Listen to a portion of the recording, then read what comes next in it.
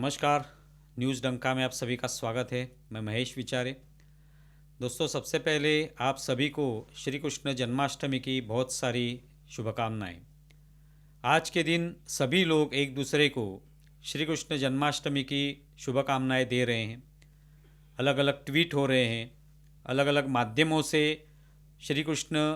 भगवान श्री कृष्ण की प्रतिमाएं जो हैं वो शेयर की जा रही हैं और उनके बारे में अलग अलग जो काव्य पंक्तियाँ हैं वो लिखी जा रही हैं।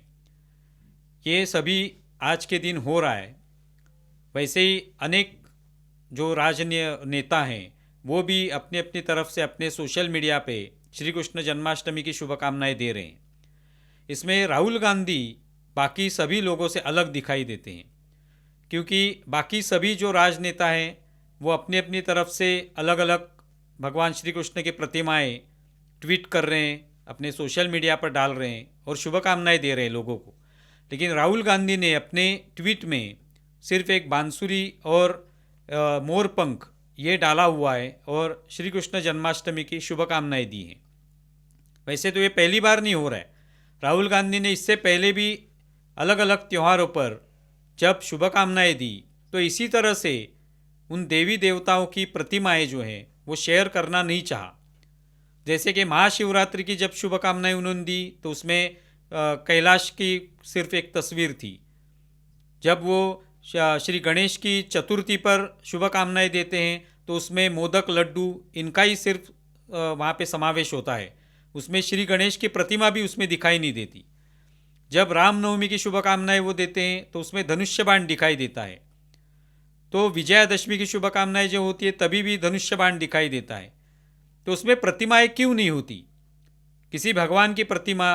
क्योंकि हम जिस दिन श्री कृष्ण जन्माष्टमी की हम जब शुभकामनाएं देते हैं या हम जब स्मरण करते हैं श्री कृष्ण का, तो उनकी प्रतिमाएं अपने आप ही हमारे आंखों के सामने आ जाती है।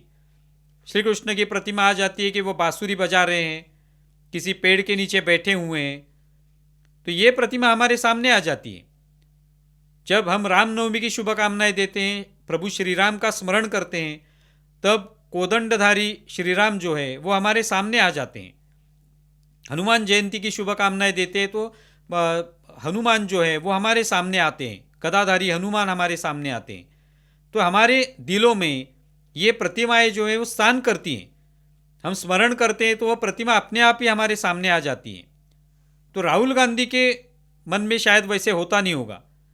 वो जब किसी को शुभकामनाएं देते हैं तो उसमें उनकी उन देवी देवताओं की प्रतिमाएं कभी नहीं आती। तो ये क्यों होता है, इसका क्या मतलब है, ये राहुल गांधी क्यों करते हैं? इसके बारे में लोगों के मन में आशंका है, सवाल है। ये राहुल गांधी जैसा एक नेता जो कि एक राष्ट्रीय पार्टी का नेता है, वो प्रधानमंत्री बनना चाहता है, लेकिन जिस देश में सबसे ज़्यादा हिंदू रहते हैं, हिंदू बहुल देश है, हिंदुस्तान है, हिंदुओं का देश है, उसमें ही वो शुभकामनाएं देते वक्त उन देवी देवताओं की प्रतिमाएं उसमें शामिल नहीं करते। इसका क्या मतलब होता है? अभी हाल ही में जब लोकसभा का अधिवेशन हुआ तभी राहुल गांधी का जब भाषण हुआ तो भाषण के वक्त उन्होंने महादेव की प्रतिमा जो है वो उसमें दिखाई। उसमें त्रिशूल का क्या अर्थ होता है वो बताने की कोशिश की। राहुल गांधी बार बार मंदिरों में भी जाते हैं। अभी हाल ही में ये जन्माष्टमी के दिन उनकी एक पुरानी वीडियो भी शेयर की गई है उनके आईटी सेल के माध्यम से, जब उसमें कुछ चढ़ावा चढ़ाने के लिए वो जाते हुए नजर आते हैं। उसमें आसपास के उनके कार्यकर्ता भगवान श्री कृष्ण की जय जयकार करते हैं। तो ये तो राहुल गांधी करते हैं, तो फिर उनकी इन तस्वीरों में वो जब ट्वीट करते हैं उसमें भगवान श्री कृष्ण की तस्वीर क्यों नहीं दिखाई देती, महादेव की तस्वीर क्यों नहीं दिखाई देती, प्रभु श्री राम की तस्वीर क्यों नहीं दिखाई देती? ये सवाल मन में आता है। उसका कारण क्या है? क्या वो डरते हैं कि शायद ये करने से वो हिंदुत्ववादी बन जाएंगे? क्या लोग उनको पहचानने लगे कि अरे हिंदुत्ववादी तो नहीं हो गए, या हिंदू धर्म की तरफ ये खींचते तो नहीं चले जा रहे?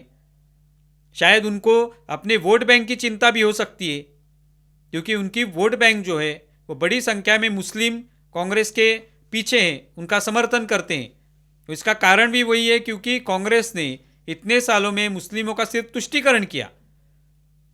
तुष्टीकरण करने के नाते उनका सिर्फ इस्तेमाल करने की कोशिश की, उनके वोट मांगे, लेकिन उनको जो चाहिए था, उनकी जो सुविधाएं चाहिए थी वो नहीं दी।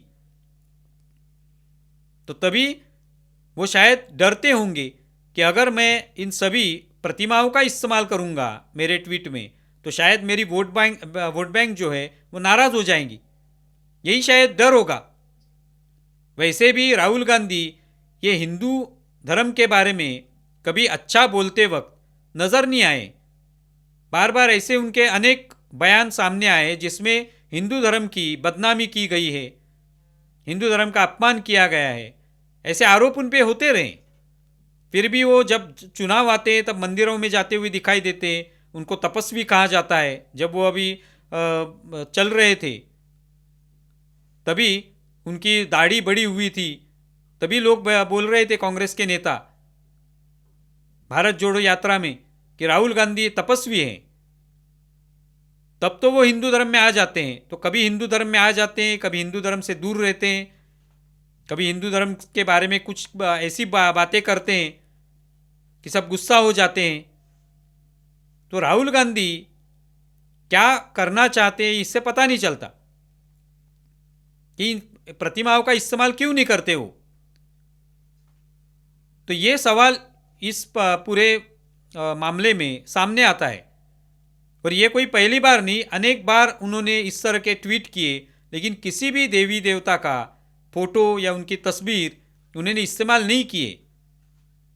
तो शायद वो डरते हैं, इसी के वजह से ये होता होगा। लेकिन लोगों को तो वो कहते हैं कि डरो मत, सामना करो, जो भी सामने चैलेंज रहेगा उसका सामना करो। तो डरो मत ये तो लोगों को कहते हैं, लेकिन खुद तो डर रहे हैं या कुछ तो डर उनके मन में है जिसके वजह से वो ये तस्वीरें इस्तेमाल नहीं कर रहे।